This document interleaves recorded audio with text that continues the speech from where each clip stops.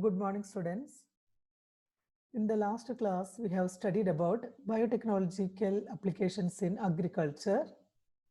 Today, we're going to learn what are the biotechnological applications in medicine. Clear? So, what is the use of biotechnology in medical field? So, first point is diagnose and treat different diseases with effective recombinant therapeutic drugs. So what is first point? Diagnose and treat different diseases with effective recombinant therapeutic drugs. So what is meant by recombinant therapeutics? Recombinant therapeutics are therapeutic proteins produced by recombinant DNA technology. It includes recombinant hormones, interferons, interleukins, hematopoietic growth factors, tumor necrosis factors, blood clotting factors, thrombolytic, etc. Clear? Second one is protect from dangerous diseases. Okay, so in this COVID-19 situation, you know how much important is this biotechnological application, because they are still working on it to find out the medicine for this disease. So protect from dangerous diseases. Third one is through gene therapy, new and healthy genes can be inserted to replace damaged cells. So in our body, sometimes the cells will be damaged. We will have sometime damaged cells. So that is replaced by new and healthy genes. Okay, so that is happening through gene therapy. So through gene therapy, new and healthy genes can be inserted to replace damaged cells. The next point is targeted action of drug by through study of genomics. Targeted action of drug by through study of genomics. What is genomics? Genomics is an interdisciplinary field of biology focusing on the structure, function, evolution, mapping, and editing of genomes. That is called genomics. So what is genomics? It is an interdisciplinary field of biology focusing on the structure, function, evolution, mapping, and editing of genomes. Clear? The next point, recombinant therapeutics do not induce unwanted immunological responses, as in case of similar products isolated from non-human source. Then the last point, 30 recombinant therapeutics, it is approved for human use, that 12 of these marketed in India. So these are the main biotechnological applications in medicine. So the next week going to learn about genetically engineered insulin.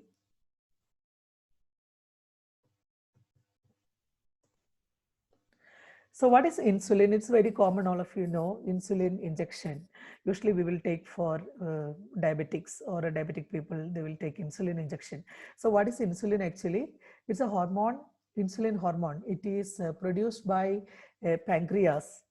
In our human body, there is an organ called pancreas which produce insulin.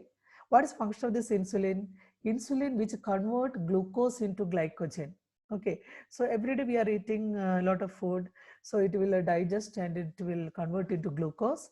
This excess glucose, extra glucose, it will convert and store in the form of glycogen with the help of insulin. So sometime there is a deficiency or some defects for the pancreatic gland, the insulin production will reduce. Sometimes it will stop. So what will happen? The glucose, it will not convert into glycogen. The glucose level, it will increase in the human blood. Clear? Glucose, it will not convert into glycogen and the level will increase in the human blood.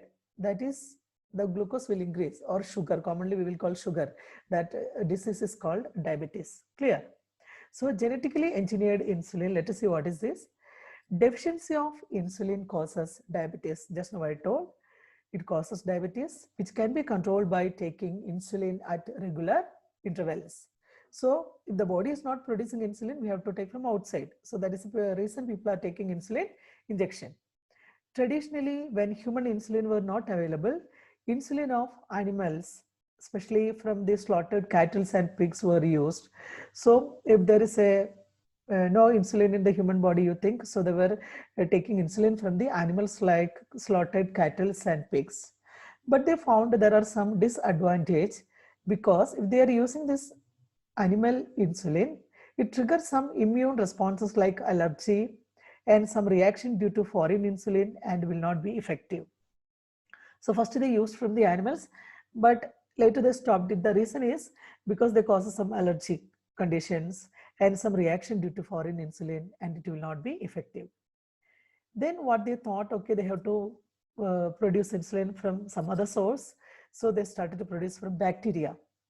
For that, the bacteria were genetically engineered, produce human insulin in large quantities, as bacteria can easily grown in culture medium.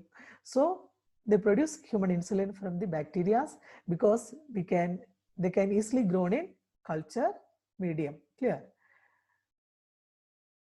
Then, who first created this genetically engineered insulin? First created in 1983. Eli Lilly, an American company. In which year? 1983. They started to produce insulin from bacteria. So which American company? Eli Lilly, an American company. This insulin hormone to regulate blood sugar level and administered in patients with diabetes. Just now I told what is the use of this insulin hormone. It to regulate the blood sugar, it converts glucose into glycogen. Okay. If there is no insulin, means the conversion will not take place, and insulin glucose level will increase in the blood, and that condition is called diabetes. Then this mature insulin, there are two insulins, proinsulin and mature insulin. Mature insulin, it consists of two short peptide chains. Excuse me, two short peptide chains, chain A and chain B, which are linked by disulfide bridges. Okay, I can show you. Here you can see there are two insulins. So one is proinsulin, here peptide A, peptide B, and this gray color, that is peptide C. So peptide C also, it's connected in the first figure, that is called proinsulin. So in between peptide A and B, you can see disulfide bridges. SS has written, that is disulfide bridges. But once the insulin will get matured, that is called matured insulin. What is happening? You can see in the second figure here, this same, like you can see peptide A, peptide B, but the peptide C, it will separate or it remove or it will become free. That is called matured insulin. So in proinsulin, all three connected, peptide A, peptide B, both connected by peptide C, but in matured insulin, what is happening? You can see peptide A and peptide B, it comes separate, it means, but it is connected with combined with a disulfide bridges, and peptide C, it will separate or it removed. Clear? We'll come back again here. So mature insulin means, I told just now, two short peptide chains, chain A and chain B, which are linked by disulfide bridges.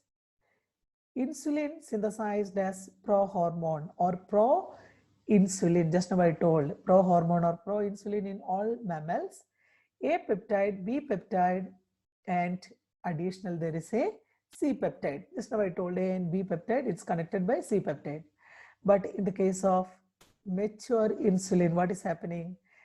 Absent, the C peptide is absent in mature insulin as it gets removed during maturation.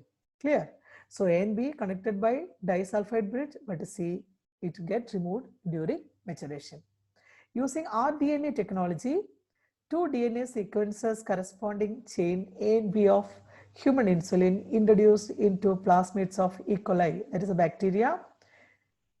How it is introduced into this bacteria? Using rDNA technology. Two DNA sequences corresponding chain A and B of human insulin introduced into plasmid of E. coli bacteria produce insulin chains separately.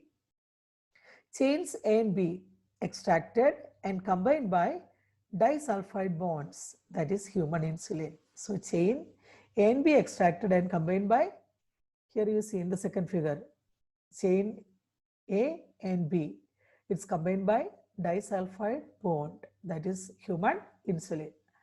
So one more figure I can show you what is happening actually inside the E. coli bacteria, genetic engineering of insulin, you can see the first green color, synthetic DNA encoding B chain.